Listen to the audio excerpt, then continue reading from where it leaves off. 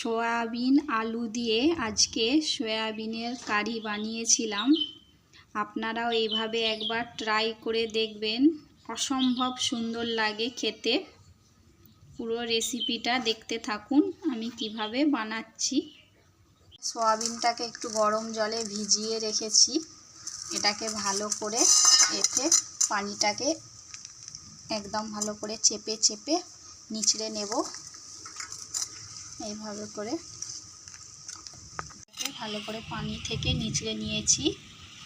এখানে আলু নিয়েছি টুকরো টুকরো করে কেটে। এখানে পেঁয়াজ কুচি আর ধনেপাতা কুচি আছে। আর এখানে গোটা গরম মশলা, টমেটো কুচি, আদা রসুনের পেস্ট, কাঁচা লঙ্কা নিয়েছি। আলুটাকে ভালো করে ভেজে নেব। আলুগুলোকে ভালো করে ভেজে নিয়েছি, তুলে নিচ্ছি। এবার সয়াবিনগুলো ভেজে নেব। হয়ে গেছে, তুলে নেব। দিয়ে দেব তেলেতে গোটা গরম মশলা দিয়ে দেব আর গোটা জিরে দিয়ে দেব। এতে পেঁয়াজ কুচিটা দিয়ে দেব। পেঁয়াজ কুচিটা একটু লাল করে ভেজে নেব। প্রথমে এই আদা রসুনের পেস্টটা দিয়ে দেব, দিয়ে একটু কষিয়ে নেব। আর কুচি আর কাঁচা লঙ্কা কুচিটাও এতে দিয়ে দেব। দিয়ে ভালো করে তাকে একটু নরম করে নেব। টমেটোটা একটু নরম হয়ে গেছে। এতে একটু পানি দিয়ে দেব,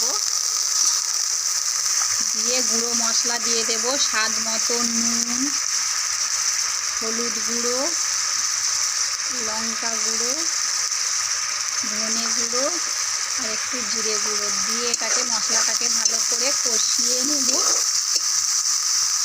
মশলাটাকে ভালো করে কষিয়ে নিয়েছি। এতে এবার এই আলু ভাজাটা দিয়ে দেব, দিয়ে আর একটু ভালো করে কষিয়ে নেব।